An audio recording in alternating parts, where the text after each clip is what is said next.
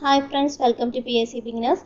നമ്മുടെ ഇന്നത്തെ class Indian ഭരണഘടനയുടെ ആമുഖത്തെ കുറിച്ചിട്ടുള്ള ആദ്യത്തെ ക്ലാസ് ആണ്. അപ്പോൾ നമ്മൾ ഇതിൽ തന്നെ നമ്മുടെ SCRTയിൽ പറഞ്ഞിട്ടുള്ള ചില ടെക്സ്റ്റ് ബുക്ക് ഭാഗങ്ങൾ കൂടി ഉൾപ്പെടുത്തിയിട്ടുണ്ട്. +1 എല്ലാം നമുക്ക് മൊത്തത്തിൽ ഉൾപ്പെടുത്താനും കഴിയില്ല, എന്നാൽ അതിൽ ആമുഖത്തിൽ പറഞ്ഞ കുറച്ച് കാര്യങ്ങൾ അതിൽ പറഞ്ഞതും കൂടി ഉൾപ്പെടുത്തിയിട്ടുള്ള ക്ലാസ് ആണ്. ഇന്ന് നമുക്ക് ക്ലാസ്സിലേക്ക് കടക്കാം. നമ്മുടെ ഇന്ത്യൻ ഭരണഘടനയുടെ ആമുഖത്തിന്റെ ശില്പി ആരാണ്? ജവഹർലാൽ നെഹ്റു ആണ്. ഭരണഘടനയുടെ ശില്പിയല്ല അല്ലെ? ഭരണഘടനയുടെ ശില്പി ആരാണ്? BR അംബേദ്കർ ആണ്. ഭരണഘടനയുടെ ആമുഖത്തിന്റെ ശില്പിയാണ് ചോദിച്ചിരിക്കുന്നത്, അത് ജവഹർലാൽ നെഹ്റു ആണ്. നമ്മുടെ ഭരണഘടന അംഗീകരിച്ച തീയതി ഏതാണ്? 1949 നവംബർ 26-നാണ്.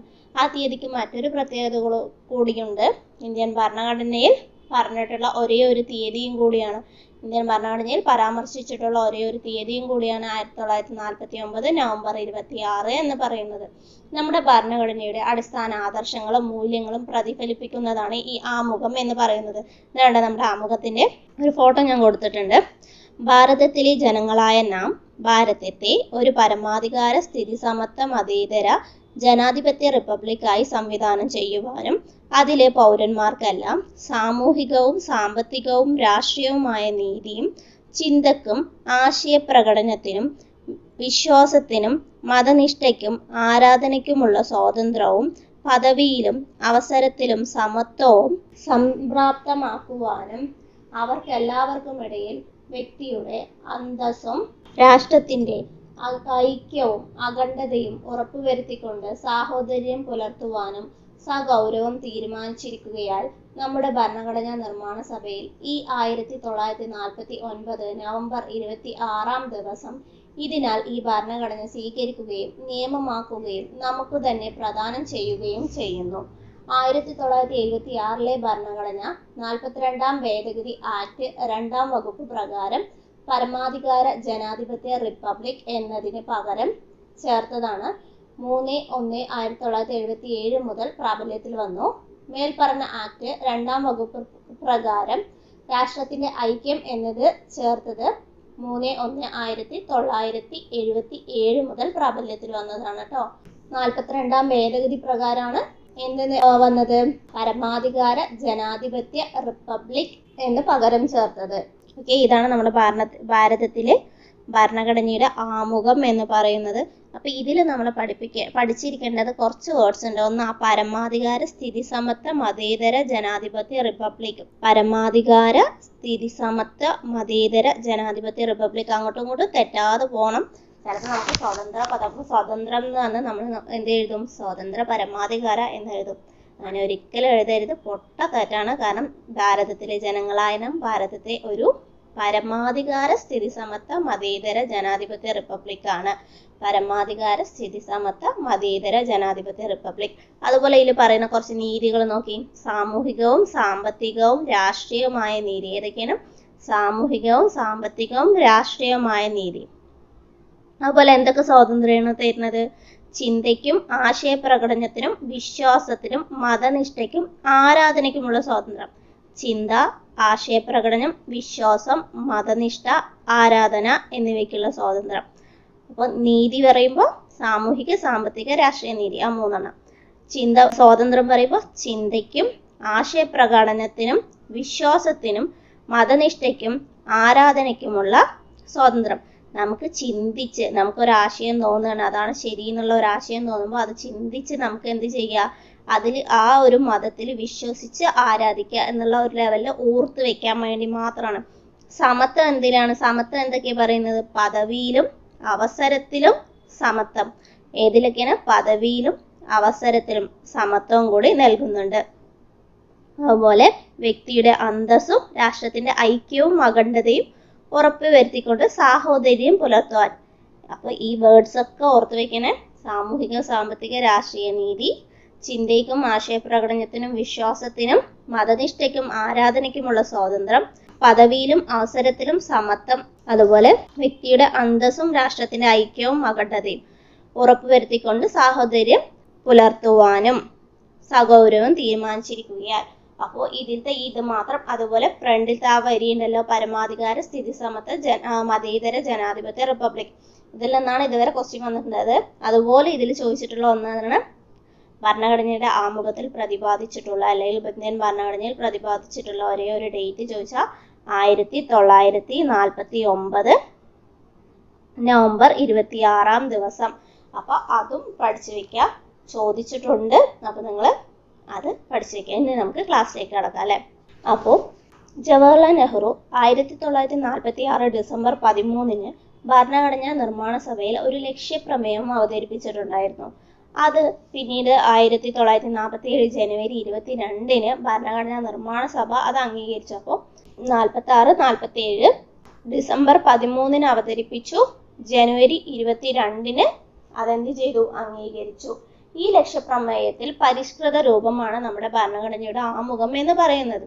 ഈ ഭരണഘടനയുടെ ആമുഖത്തിന് എന്താണ് പറയുന്നത് പറഞ്ഞാൽ നമ്മുടെ ഇന്ത്യൻ ഭരണഘടനയുടെ നിർമ്മാതാക്കളുടെ മനസ്സിലേക്കുള്ള താക്കോൽ എന്നുകൂടിയാണ് ഭരണഘടനയുടെ ആമുഖത്തെ പറയുന്നത്.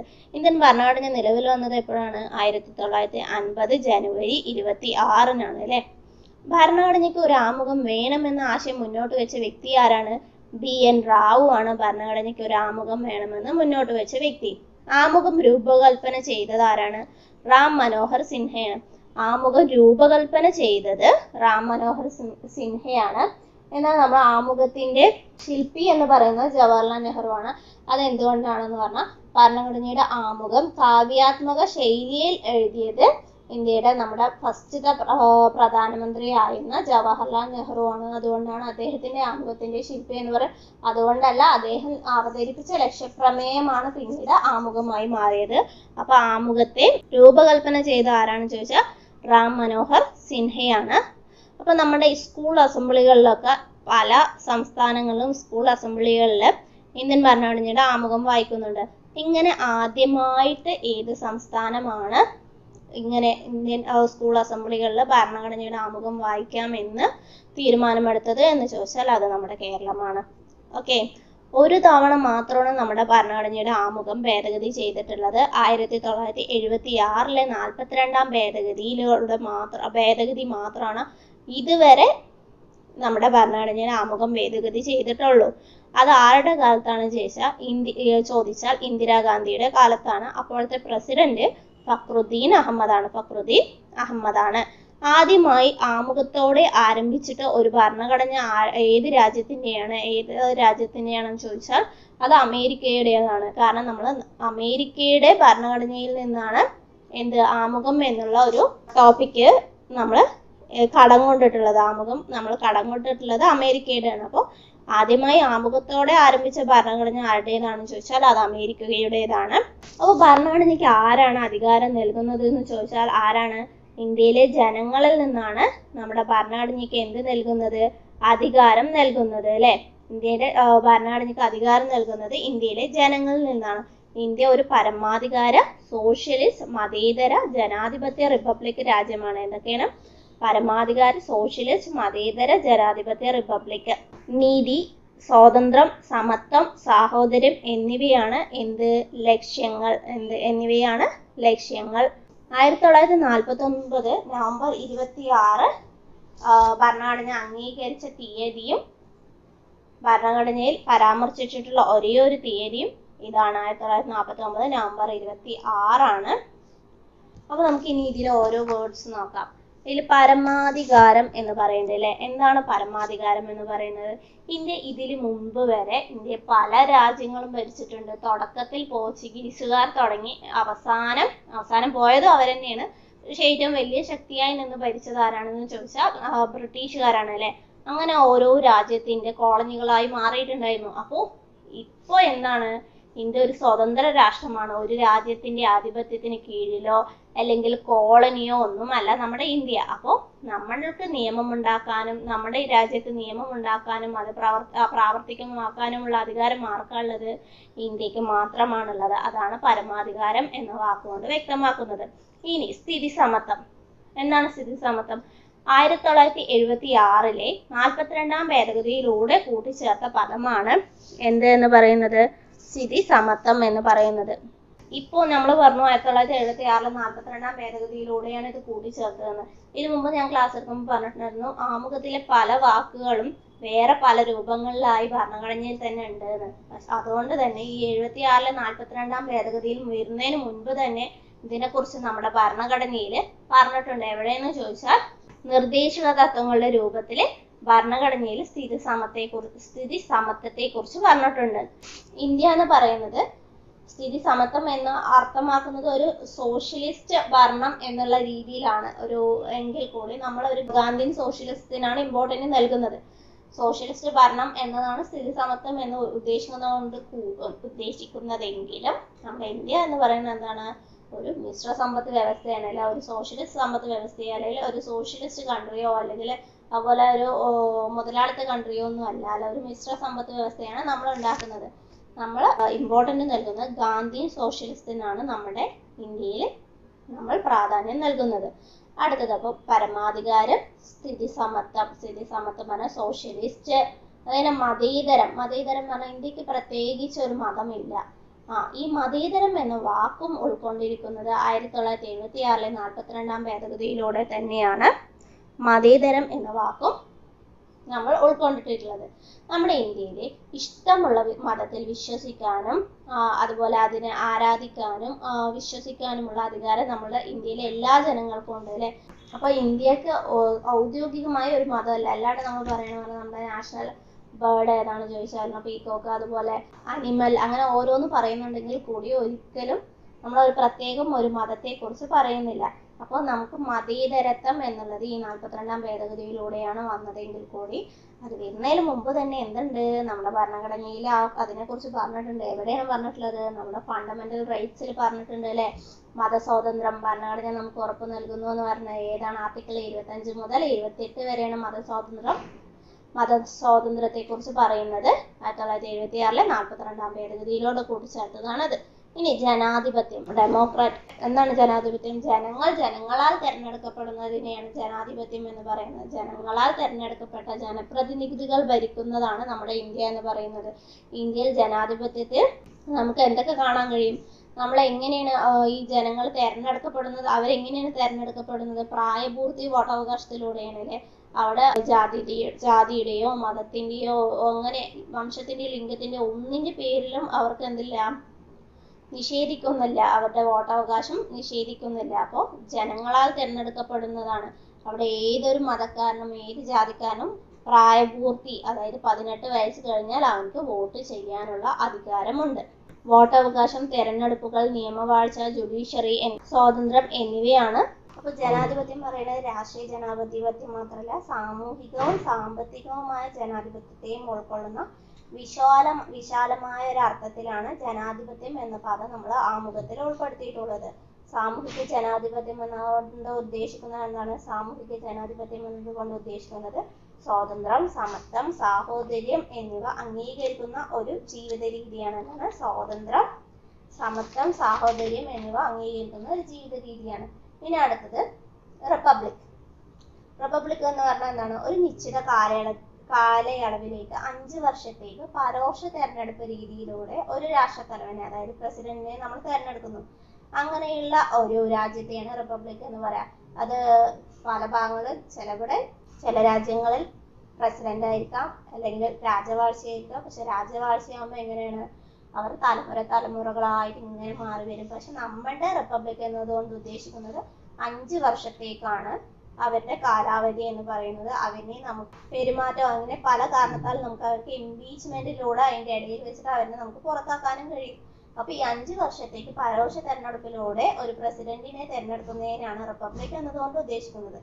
അടുത്തത് നീതി എന്ന് പറയുന്നത് എന്താണ്? സാമൂഹിക, സാമ്പത്തിക, രാഷ്ട്രീയ നീതിയെ കുറിച്ചിട്ടാണ്. അപ്പൊ ഇതിനെ കുറിച്ച് വ്യക്തമായിട്ട് നമ്മൾ ഫണ്ടമെന്റൽ റൈറ്റിലും നിർദ്ദേശക തത്വങ്ങളിലും ഈ നീതികളെ കുറിച്ചിട്ട് വ്യക്തമായി തന്നെ ഭരണഘടനയിൽ പറയുന്നുണ്ട് അല്ലെ. ജാതിയുടെയോ വർണ്ണത്തിന്റെയോ ലിംഗത്തിന്റെയോ മതം എന്നിവയുടെ അടിസ്ഥാനത്തിൽ ഒരു വേർതിരിവും ഇല്ലാതെ എല്ലാവരെയും തുല്യമായി കാണുക എന്നതാണ് സാമൂഹിക നീതി കൊണ്ട് ഉദ്ദേശിക്കുന്നത്. സമ്പത്തിന്റെ അല്ലെങ്കിൽ വരുമാനത്തിന്റെ, സ്വത്ത് എന്നിവയുടെ അടിസ്ഥാനത്തിൽ തരംതിരിവ് പാടില്ല എന്നതാണ് സാമ്പത്തിക നീതി കൊണ്ട് ഉദ്ദേശിക്കുന്നത്.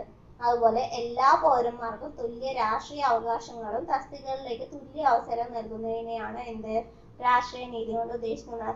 നമുക്ക് ഇലക്ഷനിൽ ജാതിയോ മതമോ ഇല്ലാതെ വോട്ട് ചെയ്യാനും പറ്റും, അതുപോലെ തെരഞ്ഞെടുപ്പിൽ നമുക്ക് മത്സരിക്കാനും കഴിയില്ലേ. അതാണ് രാഷ്ട്രീയ നീതി കൊണ്ട് ഉദ്ദേശിക്കുന്നത്. അടുത്തത് സ്വാതന്ത്ര്യം. സ്വാതന്ത്ര്യം, സമത്വം, സാഹോദര്യം എന്നീ ആദർശങ്ങൾ നമ്മൾ ഫ്രഞ്ച് വിപ്ലവത്തിൽ നിന്നാണ് കടം കൊണ്ടിട്ടുള്ളത്. ഫ്രഞ്ച് വിപ്ലവത്തിന്റെ കാലഘട്ടം ഏതാണ്? 1789 മുതൽ 1799 വരെയാണ് നമ്മുടെ ഫ്രഞ്ച് വിപ്ലവത്തിന്റെ കാലഘട്ടം എന്ന് പറയുന്നത്. ഭരണഘടന മൗലികാവകാശങ്ങളിലൂടെ എല്ലാ പൗരന്മാർക്കും വിശ്വാസം, ആരാധന, ആവിഷ്കാരം, ചിന്ത എന്നീ സ്വാതന്ത്ര്യങ്ങൾ മുന്നോട്ട് വയ്ക്കുന്നുണ്ട്. ഇത് നമുക്ക് നഷ്ടപ്പെടുന്ന പക്ഷം നമുക്ക് കോടതിയെ സമീപിക്കാനും കഴിയും. അപ്പോൾ സ്വാതന്ത്ര്യം, സമത്വം, സാഹോദര്യം എന്നത് ആമുഖത്തിൽ മാത്രമല്ല ഏതിലും പറയുന്നുണ്ട്, നമുക്ക് ഫണ്ടമെന്റൽ റൈറ്റ്സിലും പറയുന്നുണ്ട്. അപ്പൊ അടുത്തത് സമത്വം. പരമ്പരാഗതമായി നിലനിന്നിരുന്ന സാമൂഹിക അസമത്വങ്ങൾ അവസാനിപ്പിക്കുകയാണ് ഈ സമത്വത്തിലൂടെ ഉദ്ദേശിക്കുന്നത്. പണ്ട് ജാതിയുടെ അടിസ്ഥാനത്തിൽ ഒരുപാട് തരംതിരിവുകൾ ഉണ്ടായിരുന്നു എന്ന് നമുക്കറിയാലേ. ആ അസമത്വങ്ങളെല്ലാം എന്ത് ചെയ്യാണ്? അവസാനിപ്പിച്ചിട്ട് എല്ലാവരും സമന്മാരാണ്. ജാതി, മതം, ലിംഗം, സ്ത്രീ, പുരുഷൻ എന്നീ ലിംഗത്തിന്റെ വ്യത്യാസത്തിലൊന്നും, വംശം എന്നിവയുടെ വ്യത്യാസത്തിലൊന്നും എന്ത് പാടില്ല എന്നാ പറയുന്നത്? അസമത്വം പാടില്ല. എല്ലാവരും ഒന്നാണ് എന്നാണ് പറയുന്നത്. സാഹോദര്യം. ഏക പൗരത്വ സമ്പ്രദായത്തിലൂടെ ഭരണഘടന സാഹോദര്യത്തെ പ്രോത്സാഹിപ്പിക്കുകയാണ് ഉള്ളത്. ഇനി നമുക്ക് ഈ അവസര സമത്വം എന്ന് ഉദ്ദേശിക്കുന്നത് എന്താണ്? മനുഷ്യരെന്ന നിലയിൽ എല്ലാവർക്കും അവരുടെ കഴിവും നൈപുണ്യവും വികസിപ്പിക്കാനും അവരുടെ ലക്ഷ്യവും ആഗ്രഹങ്ങളും പിന്തുടരുവാനും സമാനമായ അവകാശങ്ങൾ, അവസരങ്ങൾക്കും അർഹതയും ഉണ്ടെന്നതാണ് സമത്വം എന്ന ആശയം സൂചിപ്പിക്കുന്നത് അല്ലേ. അവർക്ക് എല്ലാ കഴിവും, അവർക്ക് ഏത് ലിംഗത്തിന്റെയോ അല്ലെങ്കിൽ ജാതിയുടെയോ മതത്തിന്റെയോ കാരണം കൊണ്ട് അവരെ മാറ്റി നിർത്താൻ പാടില്ല. അപ്പോൾ ഇതാണ് നമ്മുടെ ഇന്ത്യയിൽ പറയുന്നത്, ഭരണഘടനയിൽ പറയുന്ന വാക്കുകളെ കുറിച്ച് നമ്മൾ പറഞ്ഞു. പരമാധികാരത്തെ കുറിച്ച് പറഞ്ഞു. എന്താ പറഞ്ഞ? ഇന്ത്യ ഒരു സ്വതന്ത്ര രാഷ്ട്രമാണ്. ഇന്ത്യയിൽ നിയമങ്ങൾ ഉണ്ടാക്കുവാനും നിയമങ്ങൾ നടപ്പിലാക്കാനും അധികാരമുള്ളത് ആർക്കാണ്? ഇന്ത്യക്ക് മാത്രമാണ്. സ്ഥിതി സമത്വം എന്നതുകൊണ്ട് എന്താ ഉദ്ദേശിച്ചത്? സോഷ്യലിസ്റ്റ് എന്നത് ഉദ്ദേശിക്കുന്നത് സോഷ്യലിസ്റ്റ് ഭരണം അല്ലെങ്കിൽ സോഷ്യലിസ്റ്റ് എക്കോണമി എന്നതുകൊണ്ടല്ല, ഒരു സോഷ്യലിസത്തിൽ ഊന്നിയ ഒരു ഭരണഘടനയാണ് നമുക്കുള്ളത്. മതേതരം പറഞ്ഞാൽ എന്താണ്? ഇന്ത്യ ഏതൊരു മതത്തിനും പ്രാധാന്യം നൽകുന്നില്ല. ഇന്ത്യക്ക് ഔദ്യോഗികമായി ഒരു മതം ഇല്ല. ഏത് മതത്തോടും വിവേചനവും ഇല്ല. നമ്മുടെ ഇന്ത്യയിൽ ഒരുപാട് മതങ്ങളുള്ള ഒരു രാഷ്ട്രമാണ് ഇന്ത്യ എന്ന് പറയുന്നത്. ജനാധിപത്യം എന്ന് പറയുന്നത് എന്താണ്? ജനങ്ങളാണ് ജനപ്രതിനിധികളെ തെരഞ്ഞെടുത്ത് ആ ജനപ്രതിനിധികളാണ് ആ ജനങ്ങളെ ഭരിക്കുന്നത് അല്ലേ. അതാണ് ജനാധിപത്യം എന്നതുകൊണ്ട് ഉദ്ദേശിക്കുന്നത്. റിപ്പബ്ലിക് എന്ന് പറഞ്ഞാൽ 5 വർഷം കൂടുമ്പോൾ നമ്മൾ എന്ത് ചെയ്യും? ഒരു പ്രസിഡന്റിനെ തെരഞ്ഞെടുക്കും, ഒരു രാഷ്ട്രത്തലവനെ തെരഞ്ഞെടുക്കുകയാണ് ചെയ്യുന്നത്. അത് തലമുറകളായി മാറി മാറി വരുന്നതല്ല, നമ്മൾ തെരഞ്ഞെടുപ്പിലൂടെ, ഒരു പരോക്ഷ തെരഞ്ഞെടുപ്പിലൂടെയാണ് നമ്മൾ നമ്മുടെ രാഷ്ട്രത്തലവനെ തെരഞ്ഞെടുക്കുന്നത്. സാമൂഹികവും സാമ്പത്തികവും രാഷ്ട്രീയവുമായ നീതി എന്നതുകൊണ്ട് എന്താ ഉദ്ദേശിക്കുന്നത്? സാമൂഹിക നീതി എന്ന് ഉദ്ദേശിച്ചത് ഈ ജാതി, മത, ലിംഗം എന്നിവയുടെ അടിസ്ഥാനത്തിൽ ഒരിക്കലും എവിടെയും എന്ത് ചെയ്യാൻ പാടില്ല? ഒരു വിവേചനം ആരോടും പാടില്ല. അത് നമ്മൾ ഫണ്ടമെന്റൽ റൈറ്റ്സിലും നിർദ്ദേശക തത്വങ്ങളിലും വ്യക്തമായി പറഞ്ഞിട്ടുള്ളത്. അതുപോലെ സാമ്പത്തിക നീതി പറഞ്ഞാൽ എന്താണ്? സമ്പത്തിന്റെ, വരുമാനമോ അല്ലെങ്കിൽ സ്വത്തിന്റെ അടിസ്ഥാനത്തിലും എവിടെയും ഒരു തരംതിരിവോ വിവേചനവോ പാടില്ല. രാഷ്ട്രീയ നീതി പറഞ്ഞാൽ എല്ലാ പൗരന്മാർക്കും നമ്മുടെ പ്രായപൂർത്തി വോട്ടവകാശ പ്രകാരം എന്ത് ചെയ്യാൻ പറ്റും? 18 വയസ്സ് തികഞ്ഞു പറഞ്ഞാൽ ഇലക്ഷനിൽ വോട്ട് ചെയ്ത് അവർക്ക് ഇഷ്ടമുള്ള പ്രതിനിധികൾക്ക് വേണ്ടി, ഇഷ്ടമുള്ള വ്യക്തികൾക്ക് വേണ്ടി വോട്ട് ചെയ്യാനും അവരെ വിജയിപ്പിക്കാനും കഴിയും. ചിന്തയ്ക്കും ആശയപ്രകടനത്തിനും വിശ്വാസത്തിനും മതനിഷ്ഠയ്ക്കും ആരാധനയ്ക്കുമുള്ള സ്വാതന്ത്ര്യം. നമുക്ക് ചിന്തയ്ക്കും എന്തിനൊക്കെയുള്ള സ്വാതന്ത്ര്യം തരുന്നത്? ചിന്തയ്ക്കും ആശയപ്രകടനത്തിനും വിശ്വാസത്തിനും മതനിഷ്ഠയ്ക്കും ആരാധനയ്ക്കുമുള്ള സ്വാതന്ത്ര്യമാണ്. ഇന്ന മതം തന്നെ നീ വിശ്വസിക്കണം, ഇന്ന മതത്തിൽ തന്നെ നീ നിൽക്കണം എന്നൊന്നും എന്ത് പറയുന്നില്ല, നമ്മുടെ ഭരണഘടന നമ്മളോട് പറയുന്നില്ല. എല്ലാം നിനക്കിഷ്ടമുള്ള മതം അല്ലെങ്കിൽ ആരാധന, ആശയപ്രകടനം, ചിന്ത, വിശ്വാസം എന്നിവയ്ക്കുള്ള സ്വാതന്ത്ര്യം നമ്മുടെ ഭരണഘടന നമുക്ക് ഉറപ്പു നൽകുന്നു. പദവിയിലും അവസരത്തിലും സമത്വം സംപ്രാപ്തമാക്കുവാനും, അതായത് പദവിയിലും അവസരത്തിലും സമത്വം എന്നതുകൊണ്ട് എന്താ ഉദ്ദേശിക്കുന്നത്? പദവിയിലും അവസരത്തിലും സമത്വം. ജാതിയുടെയോ വർഗത്തിന്റെയോ ലിംഗത്തിന്റെയോ മതത്തിന്റെയോ പേരിൽ അവിടെയും എന്ത് ചെയ്യാൻ പറ്റില്ല? വിവേചനം പാടില്ല. എല്ലാ പദവിയായാലും അവനക്ക് കഴിവുണ്ടെങ്കിൽ അവനക്ക് ആ പദവിയിൽ ഇരിക്കാൻ കഴിയും എന്നതാണ് പദവി അവസര സമത്വം എന്നതുകൊണ്ട് ഉദ്ദേശിക്കുന്ന വ്യക്തിയുടെ അന്തസ്സും രാഷ്ട്രത്തിന്റെ ഐക്യവും അഖണ്ഡതയും ഉറപ്പുവരുത്തിക്കൊണ്ട് സാഹോദര്യം പുലർത്തുക. അത് ഉദ്ദേശിക്കുന്നത് ഏക പൗരത്വത്തിലൂടെയാണ് സാഹോദര്യത്തെ എന്ത് ചെയ്യുന്നത്, പ്രോത്സാഹിപ്പിക്കുന്നത്. നമ്മുടെ ഇന്ത്യയിൽ ഏക പൗരത്വമാണ് അല്ലെ. എങ്ങനെ എല്ലാ എന്ന് പറഞ്ഞാൽ എന്താ ചെയ്യും, പല ആൾക്കാരും പല രാജ്യത്തും എന്ത് ചെയ്യും, ഓടിപ്പോയി പൗരത്വം എടുക്കും. ഇവിടെ ശരിയല്ല എന്ന് പറഞ്ഞാൽ അവിടെ പോവും, അപ്പുറത്ത് പോവും. അങ്ങനെയല്ല, നമ്മുടെ ഇന്ത്യയിലേക്ക് ഏക പൗരത്വമാണുള്ളത്. പക്ഷെ ചില രാജ്യങ്ങളിൽ രണ്ട് രാജ്യങ്ങളിൽ പൗരത്വം എടുക്കാവുന്ന പോലെയെല്ലാം ഉണ്ട്. പക്ഷെ നമ്മുടെ ഇന്ത്യയിലുള്ളത് എന്താണ്, ഏക പൗരത്വ സമ്പ്രദായമാണ്. പൗരത്വം നൽകാനും അതുപോലെ പൗരത്വം ക്യാൻസൽ ചെയ്യാനുമുള്ള അധികാരവും ഉണ്ട് അല്ലെ. ഇനി നമുക്ക് ഇന്ത്യൻ ഭരണഘടനയുമായി അല്ലെങ്കിൽ ഇന്ത്യയുടെ ആമുഖവുമായി ബന്ധപ്പെട്ട കുറച്ച് കേസുകൾ നോക്കാം. ബർബാറി യൂണിയൻ കേസ് അതെന്താണെന്ന് പറഞ്ഞാൽ 1960 കേസാണ് ബർബാറി യൂണിയൻ കേസ് എന്ന് പറയുന്നത്. ആമുഖം ഭരണഘടനയുടെ ഭാഗമല്ല എന്ന് കോടതി പ്രസ്താവിച്ച കേസാണ് ഈ ബർബാറി യൂണിയൻ കേസ് എന്ന് പറയുന്ന 1960. അപ്പോൾ ഫസ്റ്റ് ബർബാറി 1960 ആമുഖം ഭരണഘടനയുടെ ഭാഗമല്ല എന്ന് പറഞ്ഞു. ഭരണഘടനയിലെ നിരവധി വ്യവസ്ഥകളുടെ പിന്നാലെ പൊതു ഉദ്ദേശങ്ങൾ ആമുഖം കാണിക്കുന്നുണ്ടെങ്കിലും അതിനാൽ ആമുഖം ഭരണഘടനാ നിർമ്മാതാക്കളുടെ മനസ്സിലേക്കുള്ള താക്കോലാണെന്നും സുപ്രീം കോടതി വ്യക്തമാക്കിയിട്ടുണ്ടായിരുന്നതും ഈ ബർബാറി യൂണിയൻ കേസിലാണ് 1960. ഇനി രണ്ടാമത്തേതാണ് കേശവാനന്ദ ഭാരതി കേസ് 1973. ഇത് ഇമ്പോർട്ടന്റ് ആയത് ഒന്നാണ്. ഇതും ഭേദഗതിയുമായി ബന്ധമുണ്ട്. ആമുഖം ഭരണഘടനയുടെ ഭാഗമാണെന്ന് വാദിച്ച കേസാണ് കേശവാനന്ദ ഭാരതി കേസ് 1973. ആദ്യത്തെ കേസ് 1960. അത് കഴിഞ്ഞ് 13 കൊല്ലം കഴിഞ്ഞിട്ടാണ് കേശവാനന്ദ ഭാരതി വന്നത്. ബർബാറി കേശവാനന്ദ ഭാരതി. അടുത്തതാണ് LIC ഓഫ് ഇന്ത്യ കേസ് 1995. അതും പറഞ്ഞത് ആമുഖം ഭരണഘടനയുടെ അവിഭാജ്യ ഘടകമാണെന്ന് തന്നെയാണ് പറഞ്ഞിട്ടുള്ളത്. ഈ 3 കേസാണ് Berubari 1960, Kesavananda Bharati case 1973, LIC of India 1995. നമുക്ക് ഇന്ത്യൻ ഭരണഘടനയുടെ ഭേദഗതിയെ കുറിച്ച് നോക്കാം. 1976 42-ാം ഭേദഗതിയിലൂടെയാണ് ആമുഖത്തിൽ സോഷ്യലിസ്റ്റ്, സെക്യുലർ, ഇന്റഗ്രിറ്റി എന്നീ വാക്കുകൾ കൂട്ടിച്ചേർത്തത്. ഏതൊക്കെയാണ്? Socialist, secular, integrity. നമ്മൾ പറഞ്ഞ ഈ സോഷ്യലിസ്റ്റും മതേതരമൊക്കെ ആമുഖത്തിൽ പറയുന്നതിന് മുൻപേ തന്നെ എന്ത് ചെയ്തിട്ടുണ്ട്, ഭരണഘടനയുടെ പല ഭാഗങ്ങളിലും എവിടെ നിർദ്ദേശക തത്വങ്ങളിലായിട്ടും മൗലിക അവകാശങ്ങളിലായിട്ടും പറഞ്ഞിട്ടുള്ളതാണ് എന്ന് നമ്മൾ പറഞ്ഞു. അപ്പോൾ 1976 42-ാം ഭേദഗതിയിലൂടെ ആമുഖത്തിൽ സോഷ്യലിസ്റ്റ്, സെക്യുലർ, ഇന്റഗ്രിറ്റി എന്നീ വാക്കുകൾ കൂട്ടിച്ചേർത്തു.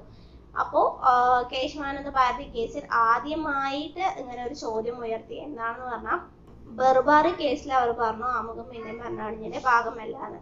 അങ്ങനെയാണെങ്കിൽ ആർട്ടിക്കിൾ 368 പ്രകാരം ഇപ്പൊ ഭരണഘടന ഭേദഗതി ചെയ്യുന്നതിനാണ് ആർട്ടിക്കിൾ 368.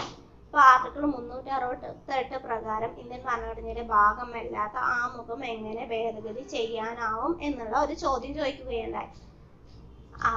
അതിനുശേഷമാണ് കേശവാനന്ദ ഭാരതി കേസിൽ എന്ത് പറഞ്ഞത്, ആമുഖം ഭരണഘടനയുടെ ഭാഗമാണെന്നും ആമുഖത്തെ ആർട്ടിക്കിൾ 368 പ്രകാരം ഭേദഗതി ചെയ്യാൻ കഴിയുമെന്ന് പറഞ്ഞത് ഈ ബർബാറി കേസിന് ശേഷമാണ്. അപ്പൊ 1976 42-ാം ഭേദഗതിയാണ് ആമുഖം. ഇതുവരെ ഒരു തവണ മാത്രമാണ് ഭേദഗതി ചെയ്തിട്ടുള്ളത്.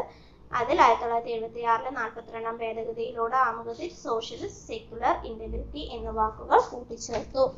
അപ്പൊ ഇതാണ് നമ്മുടെ ആമുഖത്തെ കുറിച്ചിട്ടുള്ള ക്ലാസ്. ഇതിലത്തെ കേസുകൾ പറഞ്ഞു, ഭേദഗതി പറഞ്ഞു, ആമുഖത്തിൽ പറഞ്ഞിട്ടുള്ള ഒരുവിധം വാക്കുകളെ കുറിച്ചും നമ്പറുകൾ പറഞ്ഞു. ഇനി ആമുഖത്തെ കുറിച്ച് ചോദിച്ച 1-2 ക്വസ്റ്റ്യൻസ് കൂടെ നോക്കാം. ഇതിനു മുമ്പ് PSC ക്വസ്റ്റ്യനിൽ ചോദിച്ചതാണ്. ഭരണഘടനയുടെ ആമുഖം തയ്യാറാക്കിയത് ആരാണ് തയ്യാറാക്കിയത്? ജവഹർലാൽ നെഹ്റു ആണ്. അവിടെ അവര് നമുക്ക് BR അംബേദ്കറിനെ തന്നിട്ടുണ്ട് അല്ലേ. അപ്പൊ നമ്മൾ കൺഫ്യൂഷൻ അടിക്കും. അതിനു വേണ്ടിയിട്ടാണ് അവർ ആ പേര് അവിടെ തന്നിട്ടുള്ളത്. അപ്പോൾ ഭരണഘടനയുടെ ആമുഖം തയ്യാറാക്കിയത് ആരാണ്? ജവഹർലാൽ നെഹ്റു ആണ്. ഇന്ത്യൻ ഭരണഘടനയുടെ ആമുഖത്തിൽ പരാമർശിക്കുന്ന തീയതി ഏതാണ്? അടുത്ത ക്വസ്റ്റ്യൻ. ഇതിനു മുമ്പ് ചോദിച്ച ക്വസ്റ്റ്യൻ ആണ്. 2021 ചോദിച്ച ക്വസ്റ്റ്യൻ ആണിത്. 1949 നവംബർ 26 ഇന്ത്യൻ ഭരണഘടനയുടെ ആമുഖത്തിൽ പ്രതിപാദിച്ചിട്ടുള്ള തീയതി. അടുത്ത ക്വസ്റ്റ്യൻ. മതേതരത്വം, സോഷ്യലിസം എന്നീ തത്വങ്ങൾ ഭരണഘടനയുടെ ആമുഖത്തിൽ ഉൾപ്പെടുത്തിയത് എത്രാം ഭേദഗതിയിലൂടെയാണ്? എത്രാമത്തെ ഭേദഗതിയിലൂടെയാണ്? 1976 42-ാം ഭേദഗതിയിലൂടെയാണ് അല്ലെ. ഇന്ത്യൻ ഭരണഘടനയുടെ ആമുഖം എന്ന ആശയം ഏത് രാജ്യത്തിൽ നിന്നാണ് കടമെടുത്തിട്ടുള്ളത്? ആമുഖം കടമെടുത്തിട്ടുള്ളത് അമേരിക്കയിൽ നിന്നാണ്. നമ്മള് അമേരിക്കയിൽ നിന്നാണ് എന്ത് കടമെടുത്തിട്ടുള്ളത്? ഇന്ത്യൻ ഭരണഘടനയുടെ ആമുഖം കടമെടുത്തിട്ടുള്ളത്. അപ്പൊ ഇന്ത്യൻ ഭരണഘടനയുടെ ആമുഖത്തെ വിശേഷിപ്പിച്ച കുറച്ച് ആൾക്കാരുണ്ടായിരുന്നു, അത് പറയാം.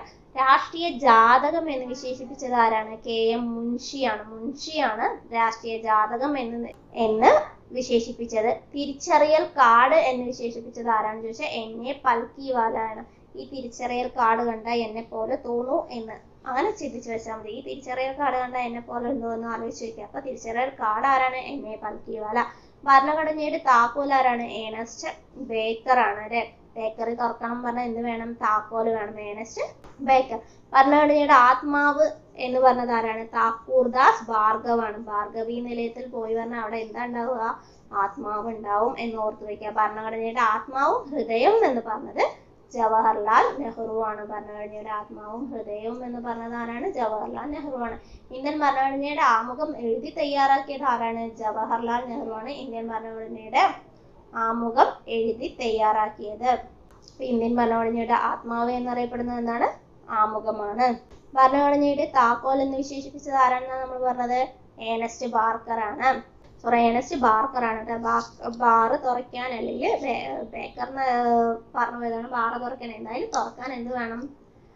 എണി വെച്ചിട്ട് തുറക്കാൻ പറ്റുമോ? ഇല്ലല്ലോ. അതിന് താക്കോല് തന്നെ വേണം എന്ന് ഓർത്ത് വെക്കുക. അപ്പോൾ ഇതാണ് ഇന്ത്യൻ ഭരണഘടനയെ കുറിച്ച് ഇതിനു മുമ്പ് ചോദിച്ച കുറച്ച് ചോദ്യങ്ങൾ എന്ന് പറയുന്നത്. അപ്പോൾ ഇതാണ് നമ്മുടെ ഇന്നത്തെ ക്ലാസ് എന്ന് പറയുന്നത്. ഇഷ്ടപ്പെട്ടാൽ ലൈക്ക് ചെയ്യുക, സബ്സ്ക്രൈബ് ചെയ്യുക. വീണ്ടും പുതിയൊരു ക്ലാസ്സുമായി വരുന്നതായിരിക്കും. Okay, by.